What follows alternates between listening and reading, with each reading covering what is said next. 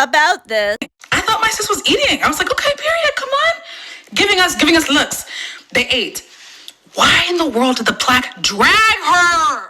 Because most art historians have their head in their ass, and they're often misogynistic. And I say this as someone who has written thousands of labels, and who is an art historian, and who has lots of good friends who are art historians. When I worked in museums, I cannot tell you the number of fights, the people who are pushed to tears about a label. You basically have, let's say, 75 to 100 words. And then you have all of these competing concerns. Often curators want these labels to seem smart to other scholars, who are often not reading the labels, so there's their problem there. And that's not all curators. There's lots of really good ones who understand these are for visitors. Then you have museum educators who are trying to make them interesting. And I'm going to say, a lot of museum educators miss the mark. They get off really hokey. Herein lies what I think is the biggest problem. A lot of museum pros spend more time at museums and with museum people than with regular people and how they talk. And again,